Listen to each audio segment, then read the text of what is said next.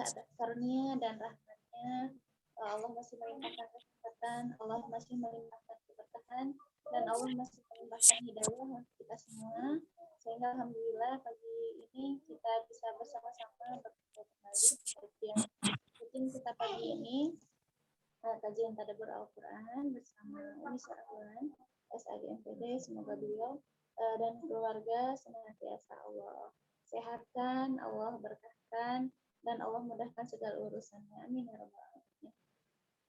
Selanjutnya salawat serta salam semoga tetap terlimpah curahkan kepada Habibana wa Nabiyana Muhammad Sallallahu Alaihi Wasallam. Tak lupa kepada keluarganya, kepada para sahabat-sahabatnya, kepada para tabi'innya, dan alhamdulillah sampailah kepada kita semua selaku umatnya yang insya Allah tetap setia dan taat mengikuti ajarannya. Alhamdulillah untuk acara selanjutnya karena sudah menunjukkan pukul 5.42, mari kita sama-sama buka acara kajian pagi ini dengan bacaan basmalah bersama. Bismillahirrahmanirrahim. Untuk selanjutnya, untuk menambah keberkahan acara kita pagi ini, yaitu pembacaan ayat suci Al-Quran yang insya Allah disampaikan oleh Kanita. Kanita bersedia? Boleh Ustazah, surat apa? Surat apa nih Afwan? Dan ayat Surat 22 ayat 77 dan 78. 77 dan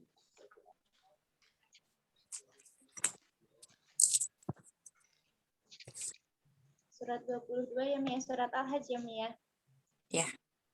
Nah, baik. Jika di Al-Quran pojok ada di ayat 22 sampai 22. 77 ya? 7 sampai 78, 2 ayat. Baik. Baik, jika di Al-Quran pojok ada di halaman 341. Iya. Surat Al-Hajj ayat 77 sampai 78. Baik. Untuk pembacaan ayat suci Al-Quran, insya Allah akan disampaikan oleh Kanita. Kepada Kanita, kami persilahkan. Ya, Ustazah. A'udzu billahi minasyaitonir rajim. Bismillahirrahmanirrahim. Ya ayyuhalladzina amanu rak'u wasjudu wa'budu rabbakum waf'alul khaira la'allakum tuflihun.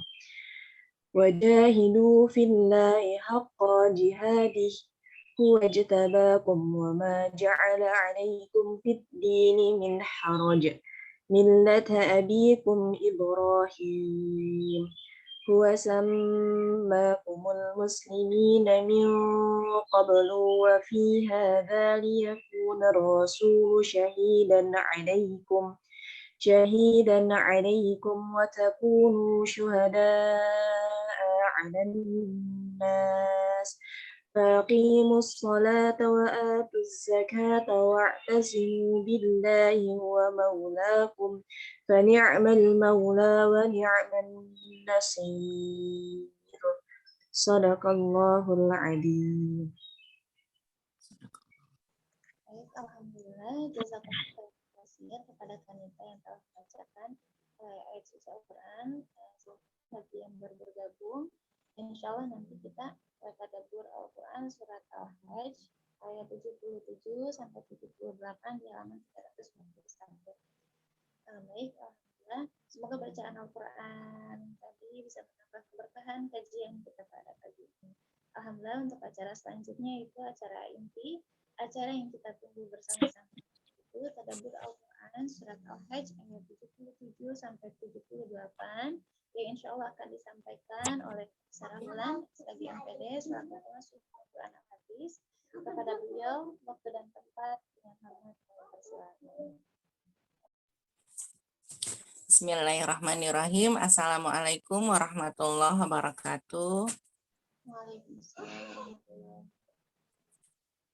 Alhamdulillahirabbil alamin. Allahumma shalli ala Muhammad wa ala alihi wa ashabihi wa man jahada fi sabilillahi ila yaumil qiyamah. Alhamdulillah ya akhwati fillah rahimakumullah. Dengan limpahan nikmat, rahmat dan kasih sayang Allah, kita bisa berkumpul kembali ya. Alhamdulillah pekan ini kita bisa bertemu kembali dalam keadaan sehat ya, insya Allah ya semuanya ya. Sehat ya, bahagia karena kita masih bersama Allah ya, masih bersama Al-Quran ya sampai hari ini. Alhamdulillah itu adalah suatu rezeki yang luar biasa, nikmat yang terbesar ya yang Allah berikan kepada kita semua. Bersyukur, bersyukur dan bersyukur ya. Baik ya, alhamdulillah. Rabbi syrah li sadri wa yassir li amri wahlul 'uqdatam min lisani yafqahu qawli.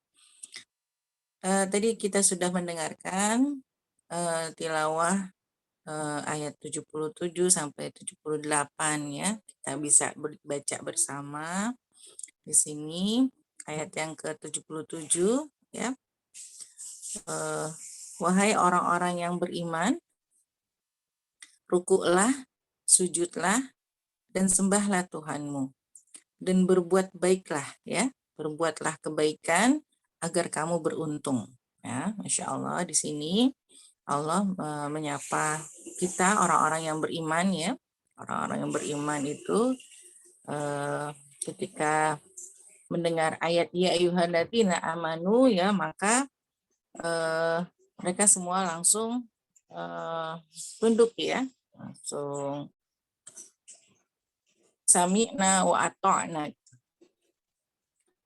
langsung siap-siap ya ketika mendengar awal kata ya ayyuhalladzina amanu, maka orang-orang beriman itu langsung menyimak dengan baik. Oh ya, apa ya Allah mau apa dari kita gitu.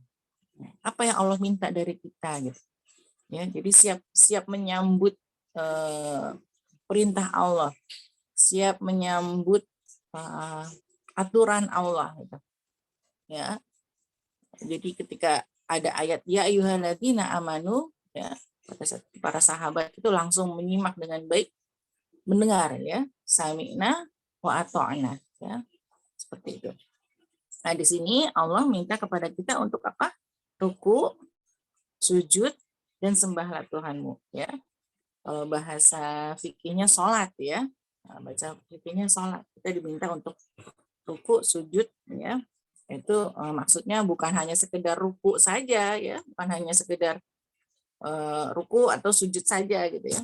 Tidak terpisah seperti itu. Tapi maksudnya di sini adalah sholat ya. Rukuklah, sujudlah, ya, sembahlah Tuhanmu ya. Sembahlah Tuhanmu dan berbuatlah kebaikan. Ya, jadi sholat saja belum cukup ketika kita belum mengiringinya dengan amal soleh gitu. Ya, jadi sholat untuk pribadi, ya, amal soleh juga untuk pribadi juga dan untuk orang lain ya, berbuat kebaikan. Nah itu kita orang-orang beriman diperintahkan oleh Allah untuk sholat dan menyebarkan kebaikan sebanyak-banyaknya.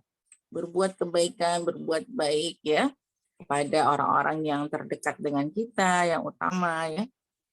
Ihsan itu kan fikul syai ya. Berbuat baik itu, ihsan itu ya, berbuat yang terbaik itu adalah dalam segala hal ya. Baik dalam nyuci piring gitu ya, hal sederhananya ya.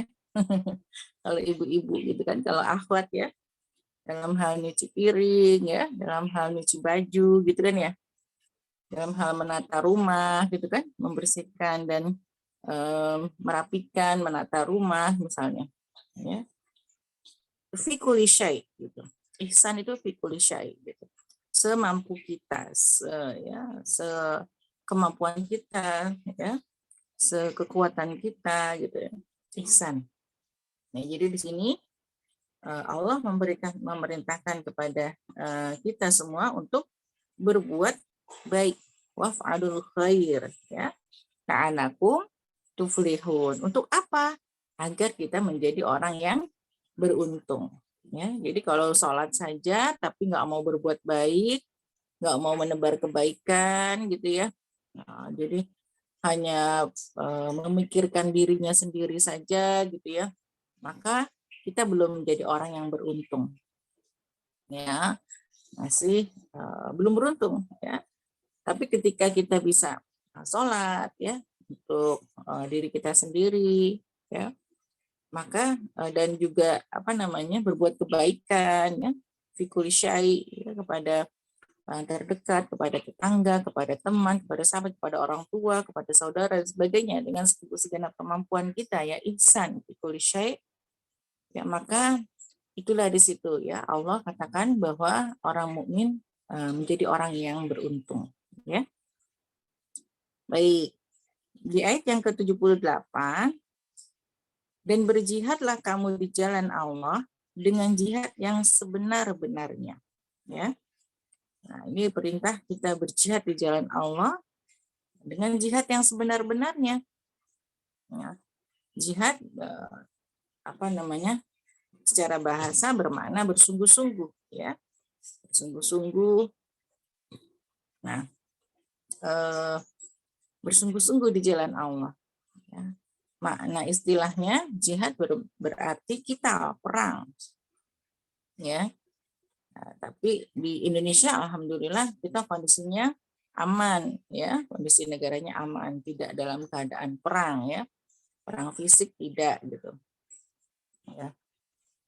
Maka di sini jihadnya kita adalah jihad non fisik ya, karena memang di Indonesia mungkin perangnya adalah perang Ghazul Fikri ya, perang pemikiran, kemudian perang perdagangan gitu ya.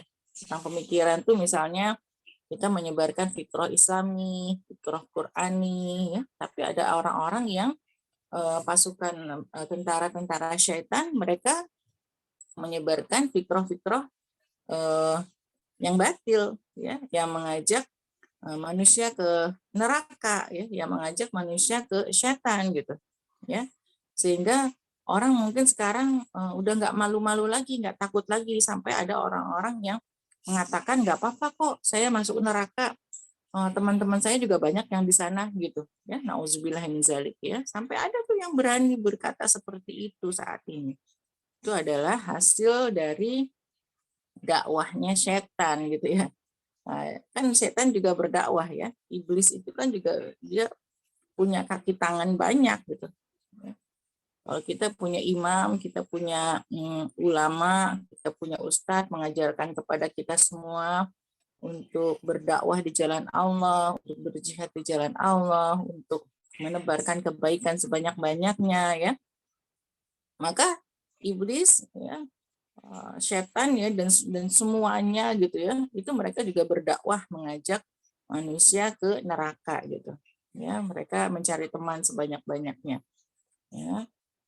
Ya, jadi pilihannya memang dua ya, dakwah ilallah atau dakwah kepada ghairullah ya, selain Allah gitu.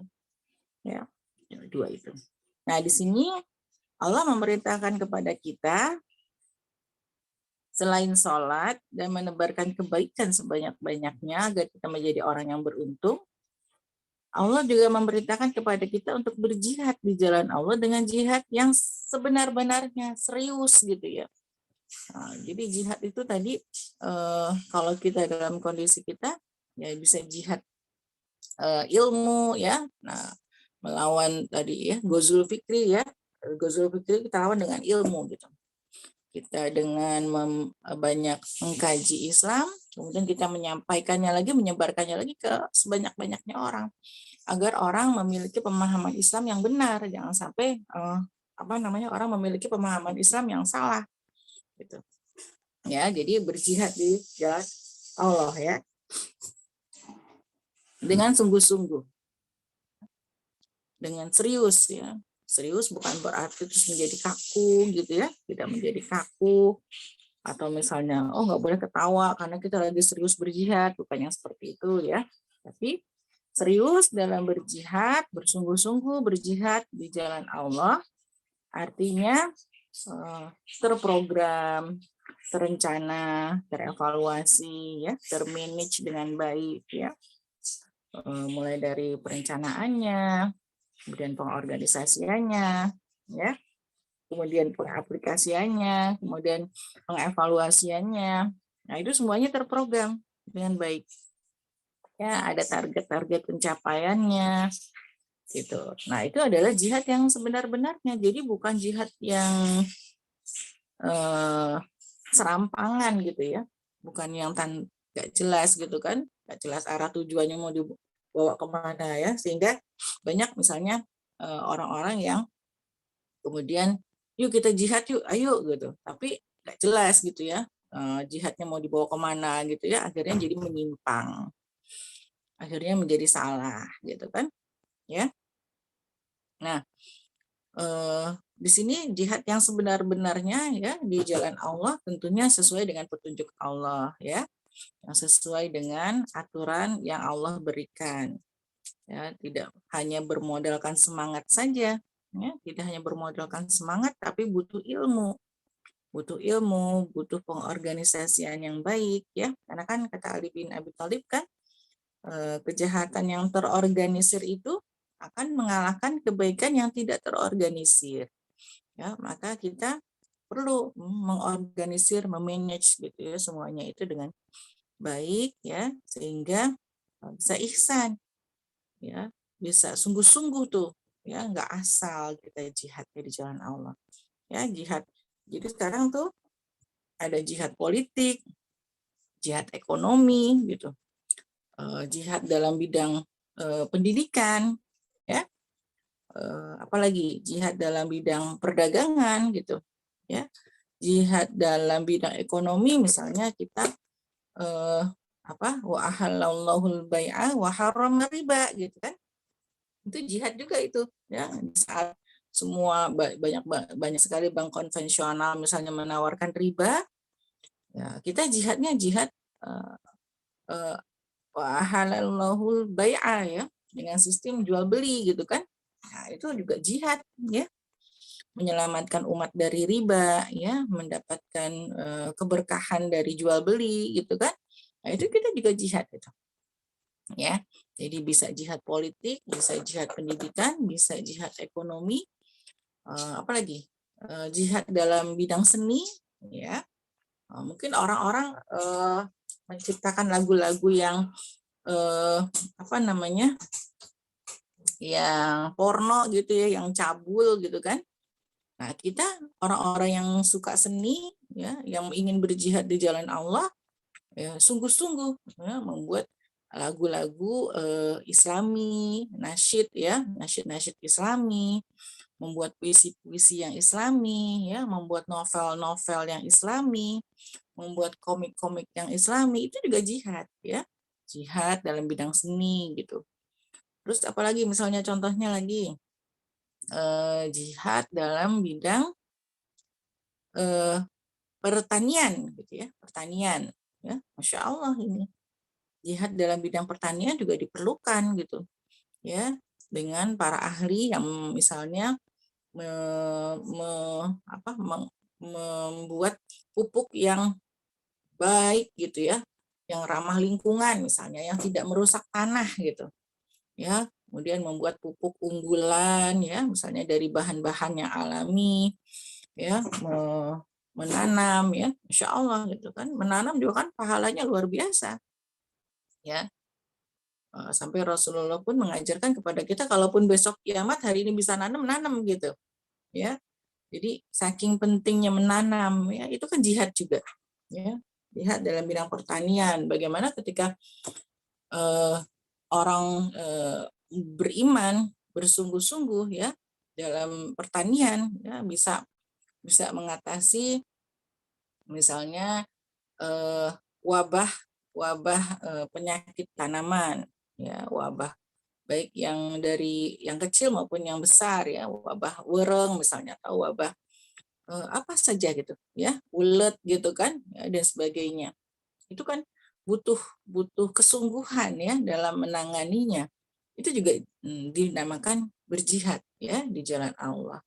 Ya, jadi menebar kebaikan sebanyak-banyaknya, melakukan hal yang terbaik sesuai dengan kemampuan kita.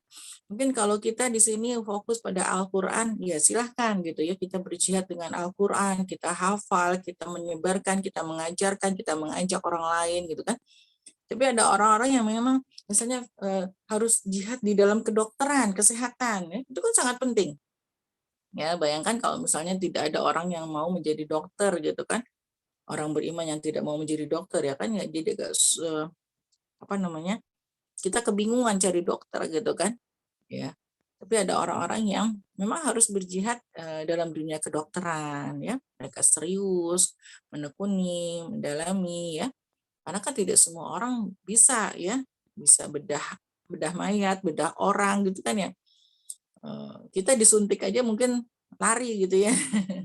Kita disuntik aja takut gitu ya. Ini kita harus menyuntik orang, harus melihat setiap orang diinfus dan sebagainya. Nah, itu kan butuh jihad tersendiri gitu. Ya. Baik ya. Jadi kita semua diperintahkan oleh Allah untuk berjihad di jalan Allah. Ya, ketika semua orang ya, bedanya apa? Orang muslim dengan non muslim. Kalau orang yang beriman, mereka meskipun aktif di apa namanya, di kedokteran gitu ya, tapi dia niatnya innamal a'malu biniat, ya kan.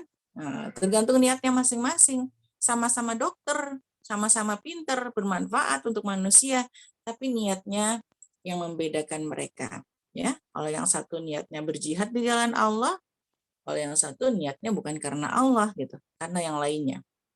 Ya, dan itu memiliki nilai yang sangat berbeda di sisi Allah, ya. Oke, jadi kita diperintahkan oleh Allah untuk berjihad, ya. Dan berjihadlah kamu di jalan Allah dengan jihad yang sebenar-benarnya dalam semua aspek kehidupan, sesuai dengan kemampuan kita masing-masing, ya. Dan semuanya penting, nggak ada yang nggak penting, ya. Ahlul Quran penting, ahlul hadis penting, ahlul fikih penting, ya. Ahlul ekonomi penting, ahlul politik penting gitu ya. Ahlul apalagi seni tadi ya. Dalam bidang kesenian, pendidikan penting semuanya. Ya, disesuaikan dengan kafaah ya. Muyulnya masing-masing, kafaahnya masing-masing ya. Dan yang membedakan tadi adalah niatnya. Ya. Innamal a'malu biniat. Ya, yang membedakannya niatnya. Kita melakukan semuanya itu karena Allah kalau orang beriman. Ya, bersungguh-sungguh ya karena Allah, ya bukan karena yang lainnya. Dia telah memilih kamu. Nah, ini Masya Allah ya. Allah telah memilih kamu ya, Rasulullah, dan dia tidak menjadikan kesukaran untukmu dalam agama. Ya. Ikutilah ya. Jadi di sini dengan secara langsung bahasanya ke kita ya, ke orang-orang beriman ya. Allah telah memilih kamu gitu ya. Dia telah memilih kamu dan dia tidak menjadikan kesukaran untukmu dalam agama. Ingat ya bahwa Allah tidak menginginkan kesukaran. Yuridullahu bikumul yusra wala yuridu bikumul usr ya. Allah menginginkan kemudahan ya, bukan kesulitan. Nah, jadi jangan merasa terbebani ya, jangan merasa terbebani dengan perintah sholat, dengan perintah menyebarkan kebaikan, dengan perintah jihad di jalan Allah ya. Kalau di sini Allah telah memilih kita. Ingat ya bahwa kita ini pilihan. Ya. Kita ini adalah orang-orang hamba-hamba yang dipilih oleh Allah. Orang-orang yang sudah dipilih oleh Allah. Kita ini hamba-hamba pilihan, enggak sembarangan gitu ya. Jadi orang beriman itu adalah suatu nikmat terbesar dari Allah. Kita bisa dikasih hidayah oleh Allah, bisa menikmati sholat, bisa menikmati Quran, ya, bisa berislam dengan baik, ya, dan menikmatinya. Alhamdulillah, ya. Itu karena apa? Karena Allah telah memilih kita, ya. Allah telah memilih kita, dan Dia tidak menjadikan kesukaran untukmu dalam hal agama. Dan kalau misalnya orang-orang yang tidak beriman, itu mereka malah nggak suka diatur-atur gitu ya dengan Islam. apaan lagi sih gitu ya. Nggak mau mendingan nggak tahu ribet gitu kan ya, banyak orang yang seperti itu. Nggak mau ngaji antar kalau tahu malah jadi ribet ntar gitu ya. Kalau tahu nanti malah jadi nggak boleh gini, nggak boleh gitu, nggak bebas gitu ya. Nah, itu orang-orang yang tidak beriman ya. Tapi kalau orang yang beriman tadi malah seneng gitu, diatur sama Allah tuh seneng ya.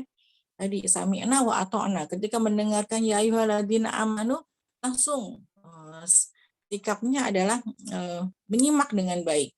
Apa nih? Allah mau minta apa nih dari saya? Allah menginginkan apa nih dari kita? Ya, Allah mau memberikan kebaikan apa lagi nih ya untuk kita gitu. Itu. Jadi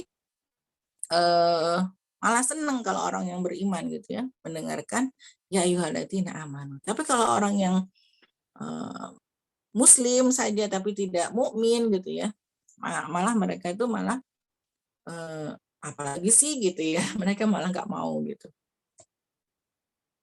Padahal Allah menginginkan kita kemudahan. Kenapa kemudahan?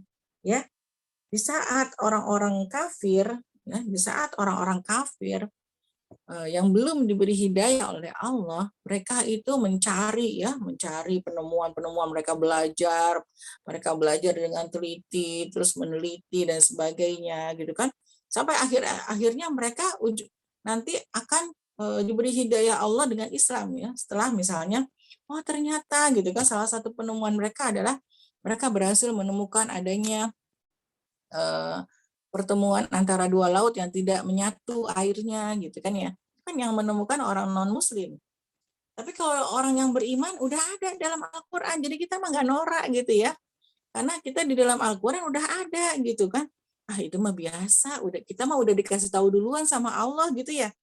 Gitu kan enaknya jadi orang beriman gitu, kita mah nggak perlu susah-susah mendalami ilmu sampai harus S3, harus menjadi profesor dan sebagainya dulu baru bisa menemukan itu semua. Tidak, tapi justru Allah ingin memberikan kepada kita tuh kemudahan. Di dalam udah dikasih tahu dalam Al-Qur'an bahwa ada laut yang seperti itu, ada sungai di bawah laut ya. Udah ada dalam Al-Qur'an. Jadi kalau orang beriman tuh nggak norak gitu. Ya, itu mah udah ada dalam Al-Qur'an, kita udah tahu duluan dari Allah gitu kan ya. Masya Allah. Gitu. Jadi Allah itu justru memberikan Al-Quran ini sebagai buku petunjuk kita gitu. Ya. Jadi contohnya lain misalnya ketika para peneliti itu ternyata menemukan bahwa ada enzim yang berbeda di tangan kanan dan tangan kiri kita gitu. Ya, Masya Allah. Dan makanya Rasul kita diperintahkan oleh Allah untuk ittiba'ur Rasul ya. Dan Rasulullah SAW mencontohkan bahwa memang ternyata kita harus makan dengan tangan kanan ya, memulai dari yang dekat dan sebagainya dan sebagainya. Jangan pakai tangan kiri gitu ya. Kita harus makan dengan tangan kanan ya. Dan lebih bagus memang menggunakan tangan ya, karena tadi di tangan kanan kita itu ada enzim yang membantu mencerna makanan yang baik gitu ya masuk ke dalam mulut. Jangan pakai tangan kiri karena tangan kiri ini ada enzim yang berbeda gitu. Itu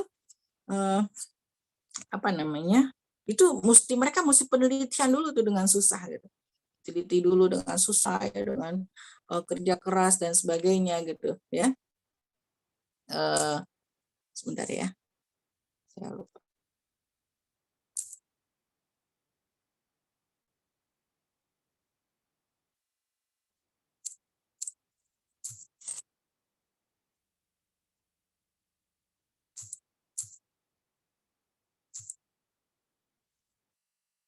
Iya. Ya, jadi orang-orang kafir itu mereka harus bekerja keras dulu ya, meneliti, mengadakan penelitian, ilmuwan dan sebagainya. Kalau kita orang beriman tuh udah tinggal baca Quran aja gitu ya. Quran ini udah Quran ilmu pengetahuan ya, Quran hukum ya, buku hukum, buku ilmu pengetahuan, buku apa lagi, buku sumber kebahagiaan ya dan sebagainya gitu, udah lengkap banget gitu. Jadi Allah itu ingin kita dikasih kemudahan. Ya, bukan kesukaran. Jadi Allah memberikan aturan-aturan itu bukan untuk menyulitkan kita, justru untuk memudahkan gitu. Ya, kita diminta untuk menutup aurat, dari mulai tahapannya ya, dari mulai menundukkan pandangan, gitu kan ya, menundukkan pandangannya yuhanatina amanu ya. Katakan bagi kepada orang laki-laki yang beriman untuk menundukkan pandangannya, gitu kan ya. Laki-laki harus menundukkan pandangan, perempuan juga harus menundukkan pandangan ya. Kemudian tahapan selanjutnya adalah harus menutup aurat ya. Kemudian apalagi wala taqrabuz zina ya, jangan mendekati zina, mendekatinya aja nggak boleh gitu kan, sampai akhirnya jangan berzina ya, nggak boleh berzina. Kenapa? Karena zina itu adalah dosa besar ya, termasuk dosa yang besar gitu kan. Dan mengandung masalah yang lebih kompleks gitu dengan berzina. Nanti ada anak hasil zina yang misalnya jadi terlantar atau misalnya jadi diaborsi ya dan sebagainya gitu kan. Gitu. Jadi menimbulkan masalah yang lebih banyak lagi gitu dengan adanya orang yang berzina misalnya. Ya. Jadi Allah sudah memberikan aturan-aturan yang jelas di dalam Al-Quran bukan untuk mempersulit kita. Justru aturan-aturan itu Allah buat untuk mempermudah kita gitu. Oh jadi ini loh. Oh jadi tujuan hidup kita diciptakan oleh Allah ini untuk beribadah ya. Ada di dalam surat 51 ayat 56. Kalau orang yang nggak tahu kan nggak jelas gitu ya. Orang yang nggak tahu apa sih sebenarnya tujuannya gitu kan. Oh berarti lahir itu harus sekolah ya, dari PAUD atau TK gitu kan ya. Habis dari itu SD, habis itu apalagi SMP, habis itu SMA, terus apa kuliah ya S1, S2, S3, terus apalagi habis itu apalagi ya. Mereka yang nggak ngerti kan tujuan hidupnya akhirnya udah selesai, udah sampai S3, terus mau ngapain lagi gitu kan ya. Mereka nggak tahu gitu kan. Akhirnya banyak yang putus asa, akhirnya bunuh diri karena mereka tidak memiliki tujuan hidup yang jelas gitu. Tapi kalau orang yang beriman, tujuan hidupnya sudah jelas ya. Tujuan hidup kita adalah untuk beribadah kepada Allah. Ya. Jadi mau S1, mau S2, mau TK atau enggak, mau SD atau enggak, yang penting tujuan kita sebenarnya adalah beribadah gitu. Enggak terlalu penting, aduh gitu kan, saya enggak bisa kuliah nih, enggak apa-apa ya. Yang penting kita bisa ibadah gitu kan ya. Aduh saya nggak bisa beli mobil nih gitu kan. Kalau misalnya orang pengennya, oh berarti harus kerja, habis itu punya rumah, habis itu harus punya mobil, habis itu punya dan sebagainya terus gitu ya. Nah, tapi kalau orang-orang yang beriman itu mereka tahu ya bahwa tujuan hidup mereka itu untuk ibadah, sehingga mereka tidak terlalu pusing dengan dunia gitu ya, karena memang tujuan kita di dunia ini adalah untuk ibadah, bukan untuk mencari harta, bukan untuk bukan berarti kita nggak boleh mencari harta ya, harus kan. Kata Rasulullah kan genggamlah dunia di tanganmu gitu kan. Kita diminta untuk menggenggam dunia gitu. Tapi tujuan kita ya kembali lagi ya, tujuan kita adalah semuanya itu di dunia adalah untuk ibadah ya. Inna sholati wa nusuki wa mahyaya wa mamati lillahi rabbil alamin. Bahwa semuanya itu kita melakukan lillah gitu ya, karena Allah, untuk Allah gitu. Baik ya, dia telah memilih kamu dan dia tidak menjadikan kesukaran untukmu dalam agama. Ikutilah agama nenek moyangmu Ibrahim ya, dan mengikuti agama Nabi Ibrahim ya. Dia Allah telah menamakan kamu ya orang-orang muslim sejak dahulu. Nah, jadi sejak dahulu kita namanya memang sudah muslim. Jadi muslim itu bukan hanya ketika ada Nabi Muhammad saja, tapi dari zaman dulu ya, dari zaman Ibrahim gitu ya, itu udah muslim. Agamanya apa? Muslim. Kalau ditanya Ibrahim agamanya apa? Muslim. Nabi Isa berarti agamanya apa? Muslim. Ya, orang apa? Muslim gitu ya. Agamanya Islam gitu. Ya. Dan begitu pula dalam Al-Quran ini, agar Rasul Muhammad itu menjadi saksi atas dirimu, dan agar kamu semua menjadi saksi atas segenap manusia. Maka laksanakanlah sholat dan tunaikanlah zakat dan berpegang teguhlah kepada Allah ya. Jadi di sini agar Rasul itu menjadi saksi atas dirimu dan agar kamu semua menjadi saksi atas segenap manusia. Masya Allah. Jadi kita nanti saling bersaksi ya. Nanti di hari kiamat ya. Ya Allah saksikanlah gitu kan ya. Tuh dulu apa namanya Ustazah Risma gitu kan ya, yang selalu menerima setoran saya setiap hari gitu kan ya, yang setiap hari rajin gitu kan, nagih-nagihin setoran, Masya Allah gitu. Kita nanti akan saling bersaksi gitu ya, di hari akhir nanti gitu. Ya, nanti Ustazah Risma juga akan bersaksi ya, oh ini apa namanya, ini ada siapa? Ibu Rumaisyah Fakhirah ya, yang rajin terus setoran gitu kan ya, rajin ikut kajian ya. Kita nanti akan saling bersaksi gitu ya, di hadapan Allah ya, dengan amalan-amalan kita ya.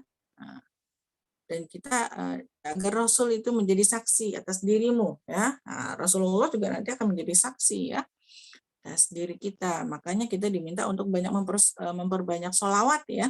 Nah, ya ayyuhalladzina amanu shollu alaihi wasallimu taslima ya. Kita diminta untuk memperbanyak sholawat ya. Sholawat itu kita baca sekali, kita Allah limpahkan kepada kita 10 kebaikan, Masya Allah ya. Kita bersholawat sekali, Allah langsung balas dengan 10 kebaikan ya. Jadi perbanyaklah sholawat ya. Di sini alhamdulillah ada komunitas sholawat ya. Kemudian agar kamu semua menjadi saksi atas segenap manusia ya. Kita juga nanti akan saling bersaksi ya. Si fulan seperti ini, si fulana seperti ini ya, dan sebagainya. Maka laksanakanlah sholat. Ya, kita diberitakan untuk sholat, kemudian tunaikan zakat, dan berpegang teguhlah kepada Allah. Ya, ingat, berpegang teguh, bersandar bukan pada tembok gitu ya. Bukan pada manusia gitu kan ya. Berpegang teguhlah, bersandarlah kita kepada Allah ya. Jangan kepada anak, jangan kepada suami atau suami kepada istri, jangan. Bersandar itu harus kepada Allah gitu ya.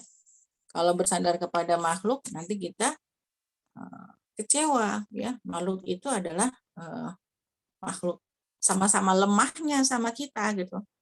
Makhluk itu kan sama lemahnya sama kita, sama kadang sama-sama nyebelinnya kayak kita gitu kan. Kita kan kadang kita ini nyebelin ya, kadang kita ini kalau menyenangkan ya, kadang kita juga nyebelin gitu kan ya, kadang kita ini rajin gitu kan ya, kadang kita juga ada malesnya gitu kan. Manusia seperti itu, makhluk ya. Maka di sini Allah memerintahkan kepada kita semua untuk berpegang teguh hanya kepada Allah, jangan kepada makhluk. Karena kalau kita berpegang kepada makhluk, bersandar kepada makhluk, makhluk itu lemah. Ya, makhluk itu bisa mengecewakan. Makhluk memang bisa menggembirakan, bisa menyenangkan. Tapi makhluk juga bisa mengecewakan ya, dan sebagainya. Dialah pelindungmu, ya Allah pelindung kita. Dia sebaik-baik pelindung dan sebaik-baik penolong. Ya, Allah lah yang melindungi kita, ya, dan Allah lah sebaik-baik pelindung kita, dan Allah lah sebaik-baik penolong kita. Ya, tidak ada lagi yang bisa menolong kita sebaik Allah gitu. Ya, dimanapun ya. Maka gantungkan semua harapan kita, gantungkan semua cita-cita itu hanya kepada Allah. Gantungkan keinginan-keinginan kita itu semuanya hanya kepada Allah. Ketika kita menyerahkan semuanya, ketika kita hanya berpasrah kepada Allah, hasbunallah wa ni'mal wakil, maka nanti Allah akan berikan ya apa yang kita inginkan itu dari arah mana saja. Dari kanan, dari kiri, dari depan, dari belakang, dari atas, dari bawah, ya, dari tetangga, dari suami, dari anak, ya, dari mana saja. Ya, nanti Allah akan kirimkan orang-orang yang khusus untuk mengantarkan impian-impian kita. Ya, orang-orang yang khusus ya untuk mengantarkan harapan-harapan kita, keinginan-keinginan kita gitu ya. tanpa kita tahu ya, dan kita nggak apa namanya, kadang kita nggak kebayang, oh iya ya, masya Allah ya, tiba-tiba ada orang nganterin buah gitu kan misalnya, tiba-tiba ada orang nganterin obat, tiba-tiba ada orang nganterin apa misalnya, ya. Ketika kita hanya menggantungkan diri kita kepada Allah, nanti akan Allah berikan, Allah akan cukupkan dan sebagainya. Tapi kalau kita membatasi harapan kita kepada makhluk, oh harusnya suami itu begini loh, tapi suami saya tuh nggak begitu. Ya, harusnya istri saya tuh begini, tapi istri saya tuh nggak begitu ya. Harusnya anak-anak tuh saya tuh begini begini begini, tapi anak-anak saya tuh nggak begitu begitu ya. Jadi akhirnya begitulah ya, banyak kekecewaan yang akan kita dapatkan ketika kita hanya berharap kepada makhluk. Ya, maka di sini Allah tegaskan, Allah beritahukan kepada kita, berpegang teguhlah kepada Allah, ya, bersandarlah kepada Allah. Ya, karena Allah itu adalah sebaik-baik pelindung, Allah sebaik-baik penolong ya. Jadi di saat misalnya kita sendiri apalagi ya, tidak ada yang bisa kita andalkan, maka Allah ya, cukup Allah yang kita andalkan. Nanti jika kita bergantung hanya kepada Allah, nanti akan Allah berikan jalan-jalannya, Allah kirimkan orang-orang terbaik untuk kita gitu. Insya Allah ya, ingat ya bahwa kita orang-orang beriman adalah orang-orang pilihan yang sudah dipilih oleh Allah ya untuk beramal soleh, untuk berdakwah, untuk berjihad di jalan Allah dengan sungguh-sungguh, dengan segenap kemampuan yang kita miliki, ya, dengan meluruskan niat hanya kepada Allah, kemudian kita sholat, kita zakat, ya, kita beramal soleh sebanyak-banyaknya dan berpegang teguh, ya, hanya kepada Allah, karena Allah sebaik-baik pelindung dan sebaik-baik penolong, ya. Insya Allah mungkin itu yang bisa saya sampaikan. Mohon maaf kalau ada salah dan kekurangan, itu datangnya dari diri saya sendiri. Billahi taufik wal hidayah. Assalamualaikum warahmatullahi wabarakatuh. Waalaikumsalam warahmatullahi wabarakatuh. Masya Allah, jazakumullah khairan katsir pada pembicaraan yang telah menyampaikan materinya dalam Al-Quran surat Al-Hajj ayat 77 sampai 78. Masya Allah, luar biasa sekali ya, dapat ilmu-ilmu yang baru, siraman-siraman yang baru ya.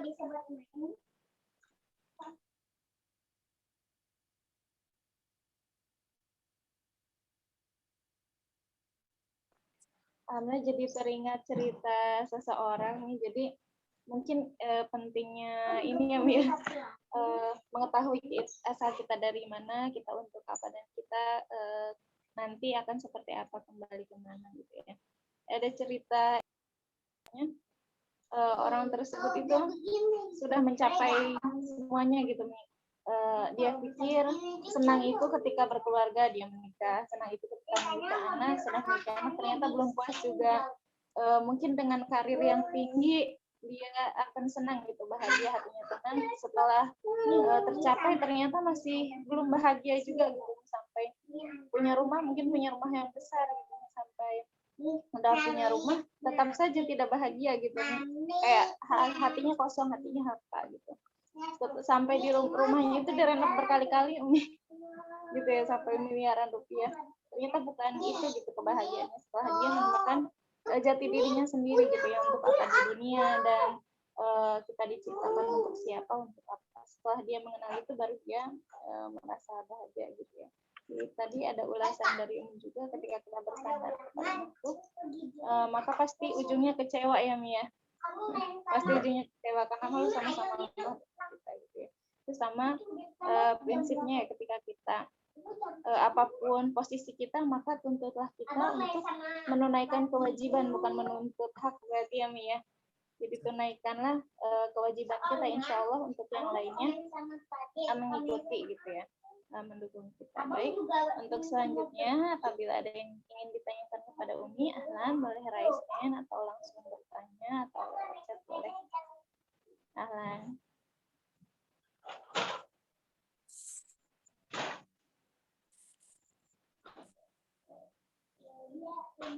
Ada Ada yang ingin ditanyakan kepada Umi?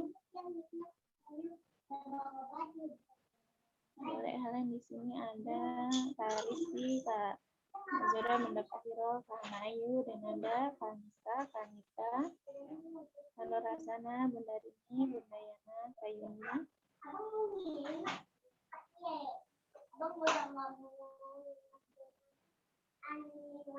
Ada yang ingin ditanyakan? Boleh ya, Helen, boleh sesuai tema atau di luar tema. Baik, Umi. Belum baik, Kak Yuni. Baik, Umi, untuk memaksimalkan jihad kita. Kita kan seorang mulia tapi malu, Kak Rizky. Boleh lewat chat ya, Kak Rizky, kalau malu bertanya langsung. Umi, untuk memaksimalkan jihad kita sebagai perempuan mungkin untuk saat ini, apa yang bisa kita lakukan untuk jihad masa kini mungkin ya, Umi ya. Ada mungkin juga yang terbatas dengan suami saya mah pengennya saya di rumah dan tidak bekerja atau dan lain-lain. Apa yang bisa dilakukan gitu untuk para istri itu jihadnya seperti apa? Jazakumullah nih. Oke ya. Bagus sekali ya. Memang jihad kita perempuan dengan jihadnya laki-laki berbeda gitu ya, nggak bisa sama ya. Walaisa dzakaru kal unsa kan. Tidaklah laki-laki itu seperti wanita gitu kan. Jadi kita nggak bisa gitu kan menyamakan laki-laki dan perempuan ya. Kita melihat juga bagaimana jihad kital ya, jihad kitalnya pada zaman Rasulullah, sahabat juga jihad kitalnya yang berangkat ya laki-laki bukan perempuan gitu ya. Ketika perempuan membersamai perang-perangnya Rasulullah ya itu paling walaupun ada gitu kan dalam hal logistik ya, makanan gitu kan, obat-obatan gitu kan ya. Kemudian juga bagian tim hore gitu ya. Tim hore itu ya yang apa namanya memberikan semangat kepada pasukan laki-laki dan memberikan apa namanya biar mereka malu kalau mau lari gitu ya. Ada ibu-ibu malu gitu kalau mau lari dari medan perang gitu. Ya, jadi tim hore lah gitu ya. Tapi tidak turun langsung ikut berperang gitu ya, ikut mengangkat senjata itu tidak gitu. Begitu. Jadi memang apa namanya, kalaupun ada mungkin hanya beberapa gitu ya. Karena memang wanita itu diciptakan oleh Allah, didesain oleh Allah lembut gitu ya, untuk melakukan segala sesuatu yang berurusan dengan yang lembut-lembut ya, lembut-lembut. Kalau kita mencontoh lagi ya, bagaimana Khadijah gitu kan, bagaimana Bunda Khadijah istri Rasulullah gitu kan, yang tidak turun langsung ya ketika berperang, tidak langsung mengangkat senjata ya, enggak gitu kan, enggak langsung ikut yang berkuda memanah dan sebagainya, tidak gitu ya. Tapi Bunda Khadijah jihadnya dengan apa?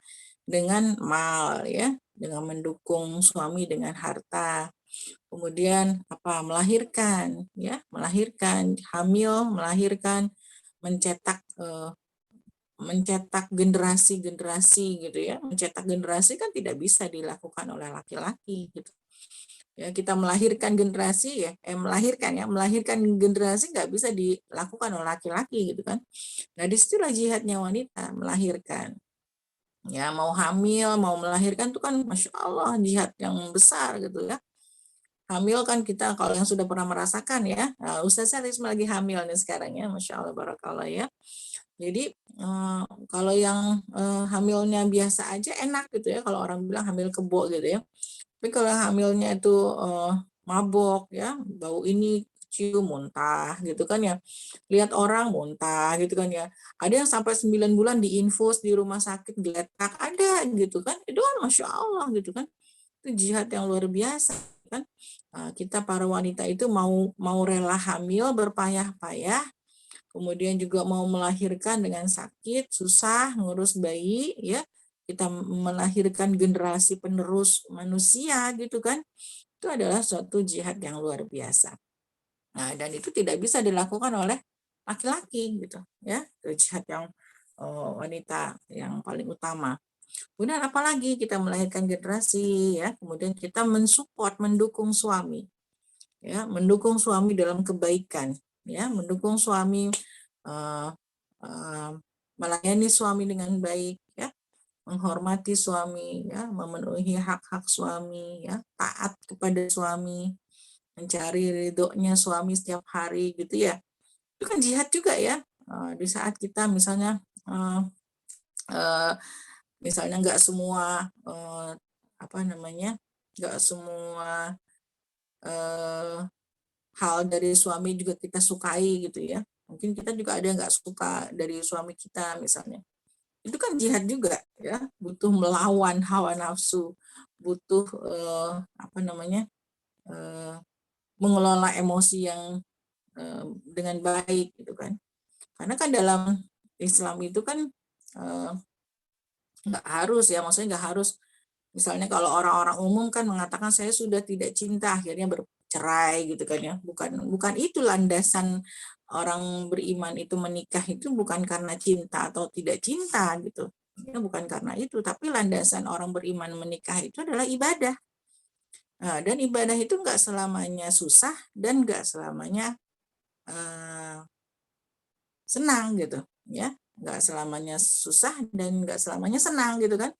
Yang namanya ibadah ya kadang susah, kadang senang gitu ya. Kadang kita melakukannya dengan semangat ya.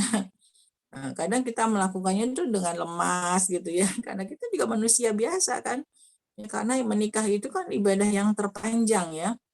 Ketika kita mulai akad gitu kan, itu ibadah gitu. Kita niatkan ibadah karena Allah. Sudah itu semua perjalanan kita selama menikah itu bernilai ibadah. Kita dapat setengah agama. Pahalanya juga gede, luar biasa gitu. Ya, pahalanya juga banyak ya. Meskipun tadi dengan pengorbanan yang banyak juga, ya itu jihadnya di situ. Ya, ketika kita bisa mensupport suami, ya, berbuat sebaik-baiknya, ya, mencari ridho suami, ya, taat kepada suami, ya. Nah, tentunya taat dalam keimanan, kebenaran, ya, bukan berarti misalnya kalau suaminya nyuruh udah kita ke gereja aja gitu ya, misalnya nauzubillah min zalik ya, itu nggak boleh ditaati ya. Kalau suaminya masih beriman ya ditaati gitu. Ya, masih bisa dengar suara saya? Bisa Umi, terdengar jelas. Masih Umi. Iya, iya. Jadi itu ya. Jadi kemudian apalagi jihadnya wanita menuntut ilmu, ya, menuntut ilmu. Kemudian mengajarkannya, itu juga bisa ya kita lakukan. Kemudian jihadnya wanita yang utama juga adalah mendidik anak-anak ya. Nah, makanya orang banyak misalnya wanita itu biasanya lebih pintar dari laki-laki misalnya. Karena wanita itu memang didesain oleh Allah multitasking gitu ya, dengan kemampuan yang berganda gitu ya. Kalau laki-laki biasanya memang fokusnya cuma satu gitu ya. Kalau sudah mengerjakan satu dia nggak bisa sambilan yang lain. Tapi kalau wanita memang sudah didesain oleh Allah ketika dalam satu waktu bisa mengerjakan banyak hal secara bersamaan gitu.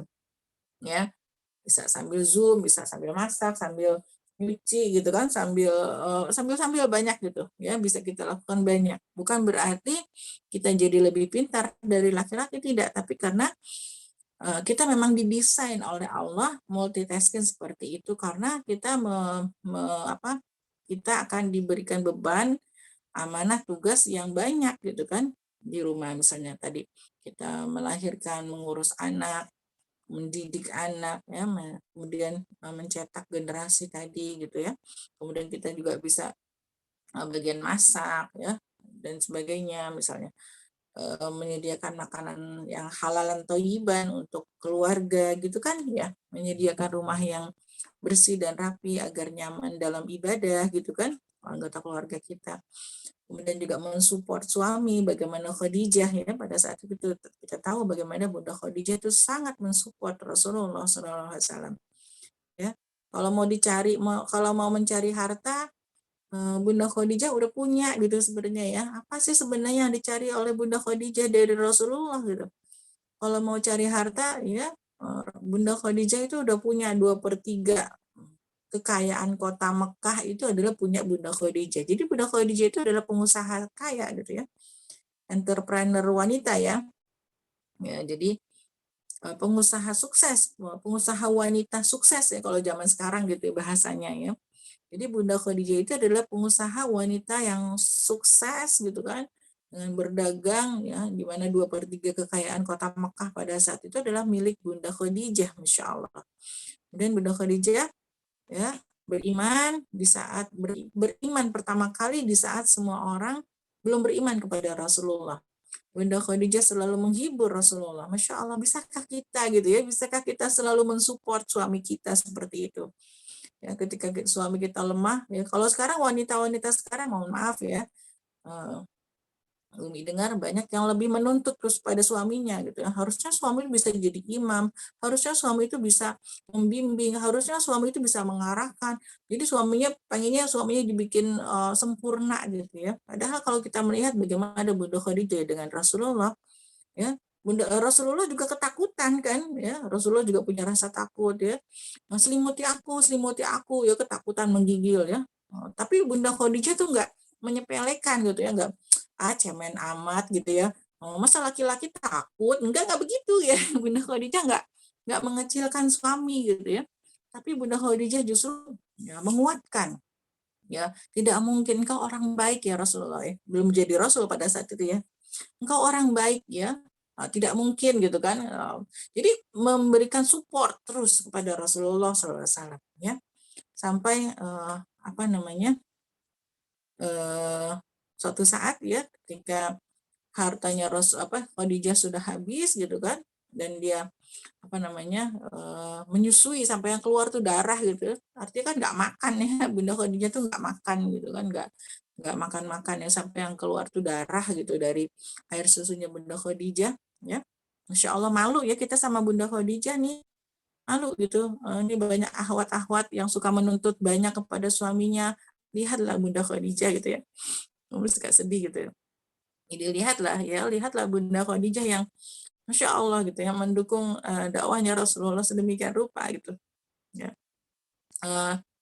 Apa namanya, justru ketika misalnya pada saat itu terjadi, Bunda Khadijah nggak menuntut dari Rasulullah, sampai Rasulullah itu malu gitu ya, sampai Rasulullah itu malu sendiri sama Bunda Khadijah ya. Dan ketika Bunda Khadijah menggendong bayinya, kemudian sudah tidur gitu kan, kemudian Rasulullah ambil bayi itu, ditaruh gitu kan bayinya di tempat tidur, dan apa yang dilakukan? Apakah Rasulullah memijiti Bunda Khadijah gitu ya, seperti yang hayalan ya Korea gitu sekarang dan sebagainya ya?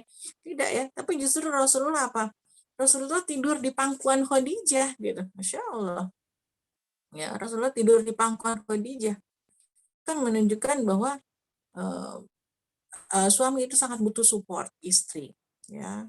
Jadi jangan menuntut banyak pada suami. Kita melihat bagaimana Bunda Khadijah itu sangat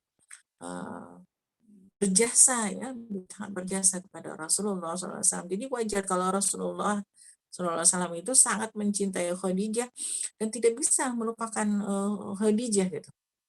Karena memang Bunda Khadijah itu memiliki peran yang luar biasa ya dalam dakwahnya Rasulullah ya, bukan hanya support harta tapi juga support secara emosi ya. Dan saat semua orang belum beriman, dia pertama kali beriman ya. Di saat semua orang meninggalkan, Khadijah duluan gitu ya. Sampai jadi Rasulullah tidur di pangkuan Khadijah gitu ya pada saat itu. Jadi sampai Rasulullah malu ya, bukan kita yang tidur, bukan istrinya yang tidur di pangkuan suaminya, tapi Rasulullah yang tidur di pangkuan Khadijah ya, sampai Rasulullah malu gitu kan.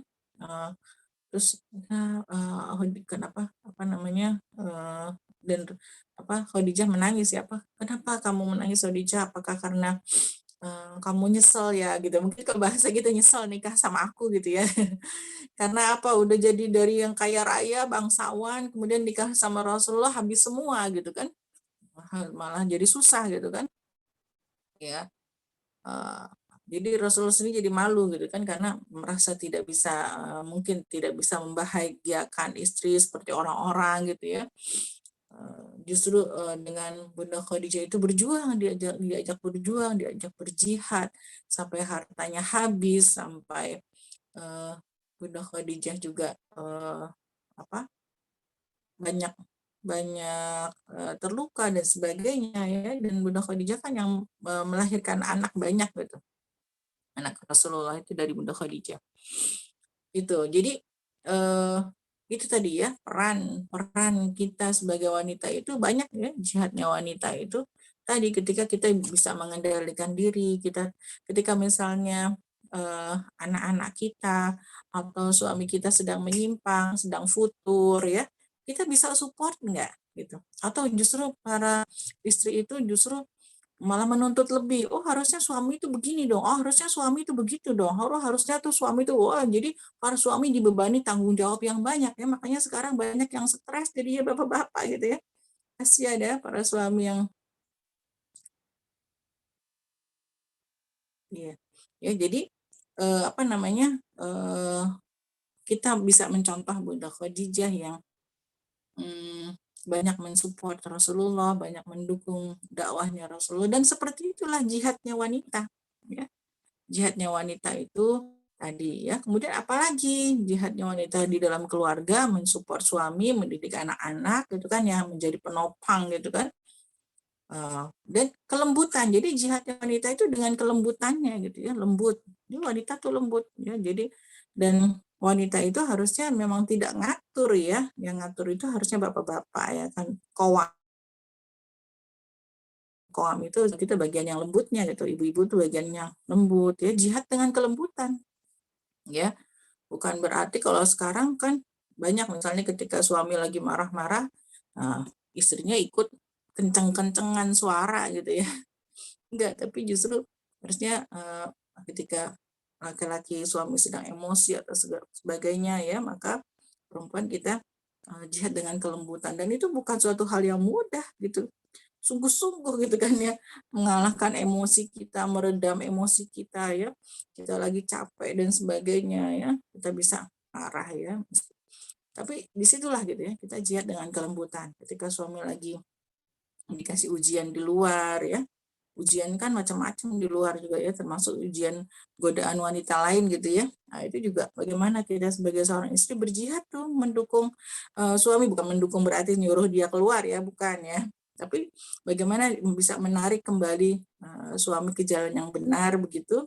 Nah, itu juga butuh keahlian khusus dari seorang wanita ya. Dan jihad ya utama juga yang bisa dilakukan oleh kita para wanita adalah banyak-banyak berdoa, meningkatkan keimanan dan ketakwaan kita kepada Allah sehingga doa-doa kita bisa makbul gitu ya. Nah, jadi memang wanita-wanita itu kita sangat berperan gitu ya, karena memang surga ada di telapak kaki kita ya kan, di telapak kaki ibu. Doa-doa kita juga makbul ya. Nah, maka banyaklah berdoa. Itu juga jihad kita gitu ya. Banyak berdoa di saat misalnya kita disakiti, kita tetap berdoa baik ya. Jangan doanya jadi sumpah serapah gitu misalnya, nauzubillah min dzalik ya. Ketika kita misalnya dizolimi, kita tetap bisa berdoa yang baik-baik ya kepada suami, kepada anak-anak, kepada tetangga, dan kepada siapa saja pokoknya yang menyakiti kita misalnya. Berdoa. Nah, itu juga jihad kita juga ya, menuntut ilmu ya, menyampaikan ilmu, menebar kebaikan sebanyak-banyaknya ya. Apapun yang bisa kita lakukan itu juga berjihad ya, bersungguh-sungguh ya, ihsan fi kulli syai ya. Mungkin itu Ustazah, silakan kalau mau ditambahkan. Jazakumullah khairan kasih ya, kalau semua wanita sadar gitu akan perannya itu sentral sekali ya, maksudnya Betul. sekali gitu di dalam membangun peradaban gitu ya, untuk bagaimana kita mensupport suami, bagaimana kita mencetak generasi, bagaimana kita betul-betul dituntut untuk bisa menunaikan banyak kewajiban kita gitu ya, Mia. Luar biasa, dan berada di belakang orang-orang yang sukses mungkin ya, Mia. Kitanya berada di layar belakang gitu. Baik, Umi, ada pertanyaan via chat dari Kanika Putri. Umi, Nika pernah mendengar sebuah kalimat yang mengatakan, kerjakanlah urusan duniamu seakan-akan kamu hidup selamanya, dan laksanakan urusan akhiratmu seakan-akan kamu akan mati besok. Lalu bagaimana kita menata hati kita untuk tetap ikhlas, untuk senantiasa ikhlas akan segala takdir Allah. Karena kita kerap merasa sudah maksimal dalam beribadah dan berusaha, namun kita tetap stuck dan tetap berada dalam kondisi yang begitu-begitu saja. Itu pertanyaannya. Kondisi gitu ya. Oke. Kondisinya kondisi apa nih? Ekonomi atau kondisi apa? Kondisi dunia, kondisi emosi ya. Oke, baik ya. Jadi kita diminta untuk berusaha mengejar dunia tadi ya. Seakan-akan kita akan hidup selamanya. Jadi kita harus prepare gitu kan, besok apa gitu. Kita butuh memang punya target-target dunia kan, kata Rasulullah juga, genggamlah dunia di tanganmu ya. Tapi wala tansa nasibaka minad dunia itu dalam ayat yang lain itu kan. Jangan lupa bagian kamu di dunia. Nah, bagaimana? Mungkin kalau kita merasa bahwa kita stuck gitu ya, mungkin kita lupa bersyukur ya. Kita lupa bersyukur. Ya, di saat kita merasa bahwa ada sesuatu yang kurang, kita mungkin fokusnya kita itu bukan pada nikmat gitu ya. Fokusnya kita tuh bukan pada nikmat. Mungkin fokusnya kita lagi bergeser kepada yang bukan nikmat ya. Jadi kalau kita ingin bahagia gitu kan, kalau kita ingin meningkatkan kebahagiaan kita, emosi kita menjadi senang gitu ya, maka fokusnya kita itu pada nikmat ya. Maka fokusnya kita pada nikmat sehingga kita bersyukur. Kita nggak fokus pada yang tidak kita miliki gitu ya, tapi kita berfokus bersyukur hanya pada apa yang kita miliki, yang Allah berikan. Alhamdulillah Allah memberikan kita wajah yang cantik gitu kan ya. Di saat orang-orang wajahnya tidak cantik gitu kan ya misalnya. Alhamdulillah masih punya mata. Kalau kita melihat betapa banyak orang buta di jalan, mau jalan susah, mau nyebrang susah gitu kan ya.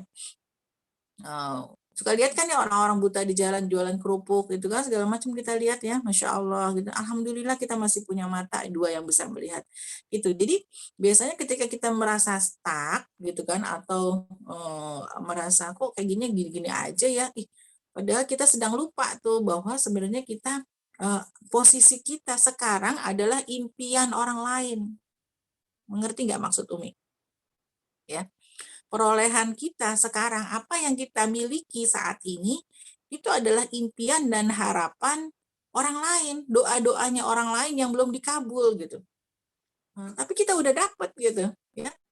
Alhamdulillah gitu kan. Mungkin ya di saat orang pengen di daerah-daerah masih mencari rumah Quran gitu kan ya.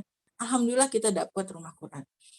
Ya tadi salah satu contohnya. Jadi biasanya kalau kita merasa stuck dan sebagainya itu karena kita fokusnya kita sedang bergeser gitu ya. Nah, jadi fokusnya itu kita bersyukur yang banyak. Ya, la in syakartum la azidannakum ya. Jadi jangan sampai kita lupa bersyukur. Bersyukur aja dulu, udah fokus aja bersyukur sama semua nikmat yang Allah berikan kepada kita. Ya. Kalau kita lupa bersyukur, nah itu tadi ya. Jadi kita merasa down, udah gitu kan ya. Nah, padahal kita lagi harus sibuk bersyukur ya. Jangan sibuk jangan berfokus pada sesuatu yang belum kita punya gitu. Sibuk bersyukur aja, alhamdulillah ya, masih punya orang tua, banyak orang yatim ya. Koperasi ngapain? Jadi koperasi. Ambil galon, ambil dispenser. Boleh. Yang ambil koperasi. Itu Ustazah. Ya. Jadi fokus pada bersyukur ya, fokus pada bersyukur. Tadi janji Allah la in syakartum la azidannakum wa la in kafartum inna adabi lasyadid ya. Bersyukur aja, bersyukur. Alhamdulillah kita masih bisa melihat, masih bisa mendengar, masih bisa berjalan, masih bisa pakai baju yang bagus gitu kan ya. Di saat orang misalnya pada kebanjiran, kalau kita melihat kepada orang lain ya, banyak itu. Jadi bagaimana caranya? Satu, ya, tingkatkan rasa syukur kita, sibukkan diri kita dengan bersyukur. Ya, kemudian yang kedua, banyak berbagi, ya, berbagi kepada orang lain. Ketika kita berbagi kepada orang lain, mau berbagi ilmu, mau berbagi bantuan misalnya. Kita nggak punya uang, kita nggak bisa ini, tapi kita bisa bantu orang lain dengan apa, dengan yang lainnya, misalnya hanya dengan mendengarkan curhatnya saja misalnya, atau hanya dengan sekedar kita senyum, atau kita sekedar berbagi cerita lucu yang bisa membuat teman-teman kita yang lagi sedih itu tertawa, tersenyum gitu ya, ringankan sedikit beban mereka, itu menjadi kebahagiaan tersendiri buat kita. Ya, berbagi, membantu orang lain gitu. Itu membawa kebahagiaan ya. Oh, ternyata masih begitu banyak orang yang lebih susah dari saya. Masih begitu banyak orang yang lebih sakit dari saya gitu. Ya. Kalau Umi sering begitu gitu. Umi sering begitu. Jadi alhamdulillah rasanya bersyukur aja gitu ya, nggak cukup waktu untuk bersyukur gitu, bersyukur alhamdulillah masih ada suami, anak-anak ya, jadi bersyukur selalu, sebut kebaikan-kebaikan yang Allah berikan kepada kita ya, jadi selalu bersyukur dengan semua nikmat Allah ya, per detiknya, per menitnya, per jamnya, per harinya, Masya Allah. Nikmat Allah yang begitu banyak yang Allah berikan kepada kita, sehingga kita nggak sempat lagi tuh ya, nggak sempat lagi mengeluh, ya Allah kenapa belum begini, nggak sempat gitu. Karena semua waktu kita itu kita gunakan untuk bersyukur, ya udah sibuk ya Allah, malah kita malu. Ya Allah malu ini kita udah dikasih rezeki yang banyak, tapi sholatnya masih males gitu ya. Kalau Rasulullah aja yang udah jamin masuk surga masih sholat tahajud sampai bengkak-bengkak kakinya. Kenapa? Ketika ditanya, apakah aku tidak boleh menjadi hambanya yang bersyukur? Ya, Masya Allah gitu ya. Kita sholatnya masih bolong-bolong sholat malamnya, sholat 5 waktunya kadang masih ditunda-tunda gitu kan ya. Ih malu kita sama Allah ya. Gitu. Jadi udah dikasih rezeki banyak, kita masih syukurnya masih males gitu ya, masih lalai gitu kan. Nah itu kita malu kalau Umi gitu ya. Jadi malu gitu ya. Jadi lebih fokus untuk bersyukur, kemudian fokus lebih pada mengekspres bagaimana ya caranya saya bersyukur kepada Allah gitu. Jadi fokus pada mengekspresikan rasa syukur kita kepada Allah ya. Kemudian juga bersedekah, berbagi kepada orang lain ya. Berbagi kalau kita melihat kita peduli kepada orang lain, kan kata Rasulullah, kita jangan lihat ke atas ya, lihatnya ke bawah dalam hal dunia. Dalam hal dunia jangan lihat ke atas tapi lihatnya ke bawah. Kalau lihat ke atas ya nggak ada cukupnya gitu ya. Nah, di atas langit masih ada langit lagi, masih ada langit lagi ya dan sebagainya. Tapi kalau kita lihat dunia itu ke bawah, Masya Allah betapa kita ini sangat beruntung, sangat bersyukur ya. Betapa banyak rezeki yang Allah limpahkan kepada kita di saat orang-orang masih pengen punya rumah, kita alhamdulillah sudah dikasih rumah meskipun bukan punya kita sendiri misalnya. Terus seterusnya ya. Jadi berfokus pada rasa syukur ya dan berbagi coba ya, berbagi kepada orang lain dan peduli, insya Allah akan Allah tumbuhkan rasa ketenangan ya, jadi nggak stuck lagi ya, justru pada tahap pencerahan ya. Dan ketika kita ada pada tahap pencerahan, kita bisa mencerahkan orang lain, kita bisa lebih banyak berbagi kepada orang lain, bermanfaat ya, menebarkan kebaikan, menebar manfaat itu ya. Jadi ketika kita berbuat baik untuk orang lain, menebarkan manfaat untuk orang lain, bersedekah, berbagi kepada orang lain, disitulah ya nanti akan Allah timbulkan rasa syukur yang luar biasa gitu. Nah, luar biasa nanti akan Allah tumbuhkan dalam diri kita, dan bahwa di situ nanti kita akan merasa bahwa kita adalah orang yang paling beruntung. Alhamdulillah beruntung dan bersyukur. Nanti dengan begitu baru nanti akan Allah tambah nikmat-nikmatnya. Ya, mungkin begitu ya. Terima kasih Umi. Iya, insya Allah. Bersyukur selalu kita. Ya.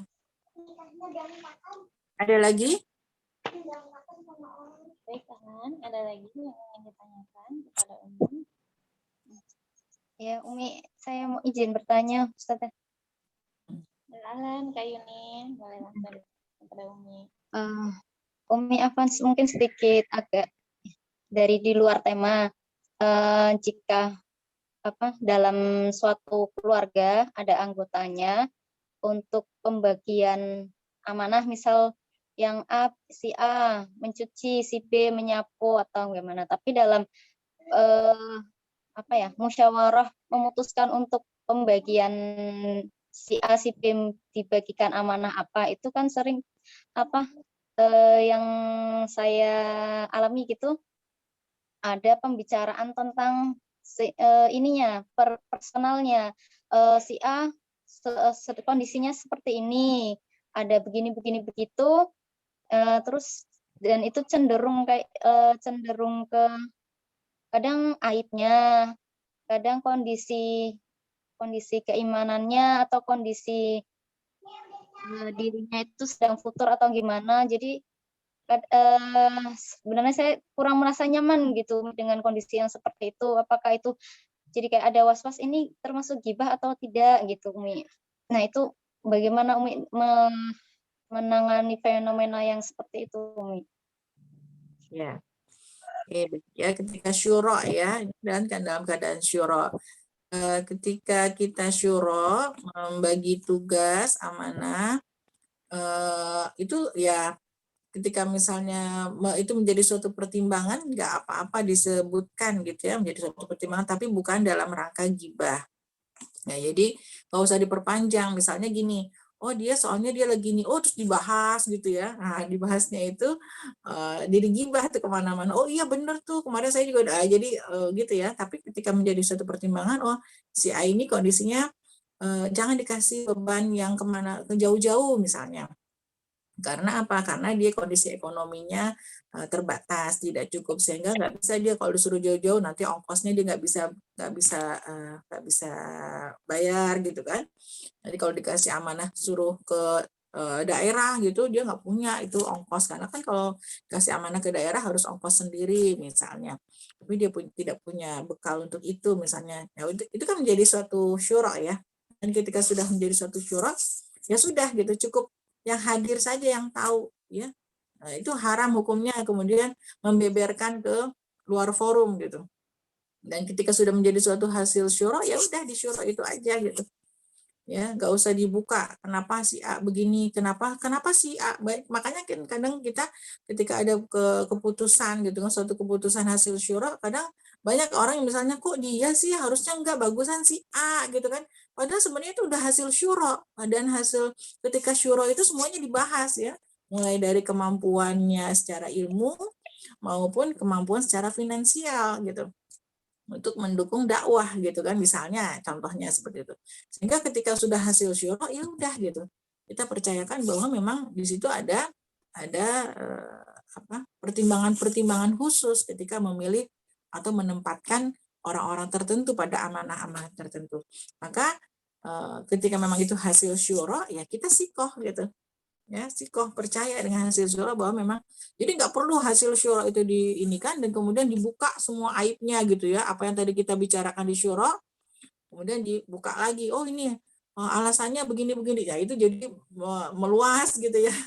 Nah, itu mungkin yang perlu dijaga ya. Jadi pertimbangan-pertimbangan ketika syuro itu boleh saja gitu ya, tapi cukup di syuro itu, nggak boleh dibuka keluar gitu ya. Kalau itu memang sebagai suatu pertimbangan, ya udah cukup dibahas di syuro itu aja ya, sebagai bahan pertimbangan gitu ya. Ya, jazakillah khair, Umi. Itu yang agak susah mungkin, yang menjaga untuk pas ketika selesai suroknya itu. Membahasnya itu nggak boleh ya itu. Jadi ketika syuro mempertimbangkan, oh si A ini secara ilmu bagus, secara komunikasi publik misalnya bagus, tapi dia finansialnya nggak ada. Oh yang ini finansialnya ada, tapi dia mungkin secara ilmunya kurang, dan ininya gini. Jadi setiap orang tuh, nah nanti ketika hasil syuro itu mana yang mau dipilih? Oh ya udah, berarti yang ini bagusnya di sini, yang ini bagusnya di sini. Mungkin kalau orang luar yang nggak ikut syuro, jadinya nggak pas karena nggak tahu dasarnya gitu kan ya, menunjukkannya gitu. Dan ketika syuro pun nggak boleh tuh dibahas misalnya. Jadi bumbu-bumbu tambahan tuh nggak boleh. Kayak misalnya tadi yang Umi misalnya, oh iya si A gitu, oh iya pantesan dia, oh iya dia tuh kalau ngomong begini ya, oh jadi bukan, itu menjadi suatu hal yang kurang baik juga gitu kan, ketika misalnya jadi menjelek-jelekkan gitu. Beda ya, kita menilai kelebihan dan kekurangan seseorang dengan menjelek-jelekan, beda nggak? beda ya. Ya, beda ya. Misalnya si A punya kelebihan A, B, C, D, E, F, G. Terus tapi dia kekurangannya A, B, C, D, E, F, G. Udah selesai. Ya, nggak usah dibahas. Oh ya pantesan kemarin itu nggak usah dibahas gitu ya. Nggak usah diperluas seperti itu ya. Oke, masukan dari kamu gimana nih? Kan semua anggota syuro itu akan dimintai pendapatnya misalnya. Apa yang kamu tahu tentang si A? Apa yang kamu tahu tentang si B? Oh, kalau menurut saya si B itu punya kelebihannya begini, kekurangannya begini. Ya kan setiap orang pasti punya kelebihan, setiap orang punya kekurangan ya, sama seperti kita kan. Kita juga setiap kita pasti punya kelebihan dan setiap kita punya kekurangan. Ya, itu dan ketika sudah selesai syuro ya udah itu menjadi rahasia amanah orang yang syuro gitu ya. Jadi nggak perlu dibuka keluar lagi gitu. Nggak boleh dibuka keluar aib-aib itu. Ya. Umi ada lagi satu, boleh Umi? Iya, makanya ketika untuk diingatkan ketika syuro itu harus diingatkan gitu ya. Apa yang kita bicarakan di dalam syuro ini menjadi rahasia kita, tidak boleh haram hukumnya membuka aib keluar gitu. Mungkin bisa diingatkan seperti itu. Ya. Oke. Ada Gimana? pertanyaan lagi Umi, boleh? Iya, silakan. Konteksnya dalam pekerjaan Umi. Jadi kadang ada 1-2 orang yang amanahnya itu lebih dari satu di dalam lingkungan kerja dengan di luar gitu. Tapi posisinya misalkan saya diamanahkan 2, satu di dalam lingkungan kerja sekolahan, yang satunya lagi di luar sekolahan yang tidak formal, tapi dari yayasan mengharuskan saya mengambil 2 amanah itu. Kemudian jamnya itu berbarengan dengan amanah yang di sekolah gitu. Tapi seringkali saya itu izin meninggalkan pekerjaan yang di sekolah untuk mengerjakan amanah yang di luar itu. Kondisinya dengan saya meninggalkan pekerjaan yang di sekolah itu, otomatis akan memberikan beban lebih ke rekan saya gitu. Nah, itu bagaimana Umi? Kalau misalnya saya berprinsip bahwa kondisinya saya yang pernah ditinggalkan gitu, Umi. Posisinya saya merasa keberatan gitu dengan beban yang akhirnya saya harus tanggung misalnya 2 kali lipat kayak gitu. Gitu. Satu sisi saya berpegang teguh, maksudnya prinsipnya ketika mengambil amanah lebih, otomatis yang dikorbankan bukanlah amanah, salah satu amanahnya, tapi adalah waktunya kayak gitu. Tapi orang yang meninggalkan saya ini berarti dalam kerja ini prinsipnya selagi yayasan memberikan izin ya tidak masalah gitu, tanpa memperhatikan rekannya itu apakah terbebani dengan ditinggalkan itu atau tidak gitu. Jadi satu sisi lain juga saya kita meninggalkan amanah dengan kita tidak melaksanakan amanah itu, tapi kita menikmati misalnya kafalah dari yang di sekolah itu gitu Umi. Itu bagaimana Umi? Iya. Jadi memang itu apa namanya sering terjadi ya benturan seperti itu ya. Apalagi kalau misalnya sudah double amanah ya dalam waktu yang bersamaan, ada beberapa kegiatan harus ke sini ke situ ya, mau tidak mau kan harus ada yang dikorbankan gitu kan ya, harus ada yang dikorbankan. Kalau sesekali mungkin bisa seperti itu ya, tapi kalau misalnya menjadi suatu kegiatan yang rutin, udah pekanan dan sebagainya, maka sebaiknya itu dihindari gitu. Jadi harus dicari win-win solutionnya gitu. Jadi bagaimana kita tetap bisa menjalankan amanah di luar dan menjalankan tugas kita di kantor ya, menjadi suatu kewajiban yang utama juga gitu, karena kan apalagi di situ sudah ada kafalahnya gitu kan. Ada kafalahnya di mana kita dituntut ya sudah untuk memenuhi kewajiban karena haknya sudah kita dapatkan. Jadi kita diminta untuk memenuhi kewajiban-kewajiban, apalagi tadi misalnya kalau kita tinggalkan itu nggak bermasalah untuk orang lain. Ternyata ketika kita meninggalkan yang di kantor, teman kita jadi yang terbebani gitu kan. Jadi kita ngerepotin gitu kan ya. Seperti itu. Jadi sebaiknya sih dihindari kalau cuma 1 kali gitu kan ya. nggak apa-apa gitu. Tapi kalau misalnya berulang setiap pekan begitu ya, nah jangan ya, jangan, sebaiknya jangan begitu. Jadi tetap harus carikan win-win solution. Apa namanya, kita bisa bilang sana bahwa yang di luar, kita bisa bilang di luar bahwa saya nggak bisa, saya kerja gitu. Itu kan sudah pos yang pertama ya, maksudnya udah schedule yang utama bahwa saya kerja dari jam sekian sampai jam sekian gitu kan, dan saya nggak bisa meninggalkan pekerjaan itu karena saya sudah terikat gitu kan, terikat kontrak ya dan sebagainya. Jadi yang di luar itu bisa kita carikan waktu yang lainnya gitu, itu yang berbeda. Jadi begitu ya. Kalau misalnya cuma sekali, 2 kali, apa-apa gitu kan. Tapi kalau menjadi suatu hal yang rutin setiap minggu seperti itu nggak boleh gitu. Ya.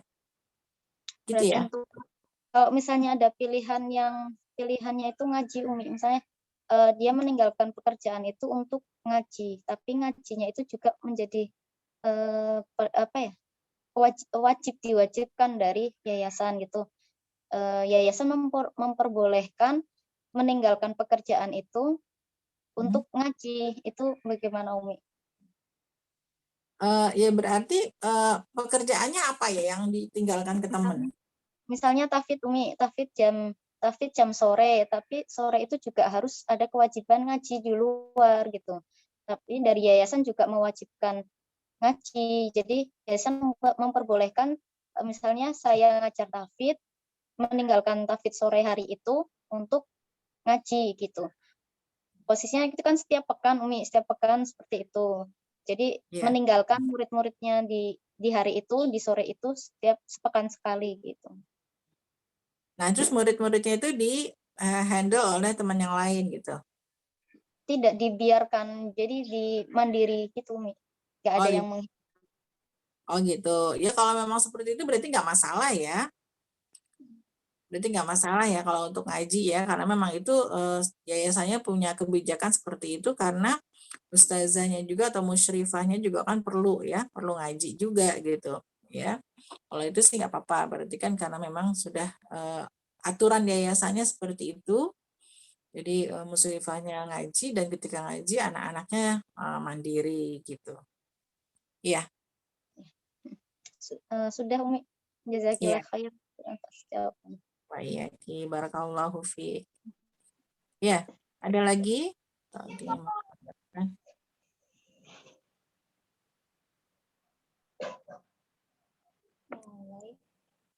Jika tidak ada, mungkin ditutup ya Mia. Iya. Ya baik. Masya Allah. Jazakumullah khairan katsir kepada Mustarah yang telah memberikan pencerahannya atas pertanyaannya. Jadi poin-poinnya jangan lupa bersyukur ya Mia. Jangan lupa bersyukur, fokus kita ke nikmat-nikmat Allah, bukan apa yang belum kita miliki. Terus tidak membandingkan diri kita dengan orang lain gitu ya, karena apa yang dilalui orang lain pasti berbeda dengan kita, tapi bandingkanlah diri kita yang sebelumnya dan diri kita yang hari ini, apakah merugi, apakah beruntung. Baik, alhamdulillah acara demi acara telah selesai kita laksanakan. Mari kita sama-sama tutup kajian pagi ini dengan bacaan bersama-sama. Alhamdulillahirrahmanirrahim.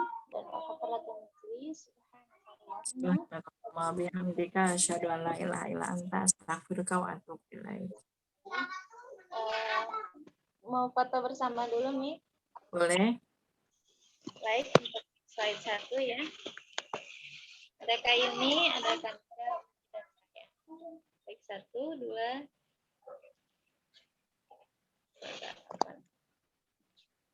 1, 2, 3.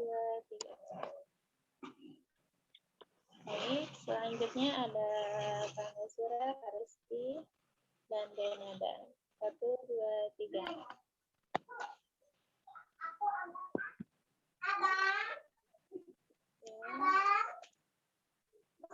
Terakhir, Kahana dan Pendayana. 1, 2, 3. Baik, alhamdulillah. Jazakumullah khairan katsir. kepada Umi Sarahwan sebagai MPD selaku pengasuh Rumah Quran Hafiz, beliau telah menyempatkan waktu mengisi kajian bersama kita semua di pagi ini. Semoga beliau dan keluarga Allah senantiasa limpahkan kesehatan, keberkahan, Allah mudahkan segala urusannya, dan Allah kabul semua hajat-hajatnya. Amin ya rabbal alamin. Saya ucapkan juga jazakumullah khairan katsir kepada seluruh peserta kajian yang telah hadir pada pekan ini. Semoga Allah senantiasa limpahkan kesehatan kepada kita semua dan keluarga kita. Mungkin dari saya sekian. Mohon maaf apabila terdapat banyak salah kata. Terima kasih banyak atas perhatiannya. Jazakumullah khairan katsir. Billahi taufiq wal hidayah. Assalamualaikum warahmatullahi wabarakatuh. Selamat berakhir pekan dengan keluarga. Waalaikumsalam. Jazakumullah Umi. Pak Yakum, selamat berlibur. Terima kasih.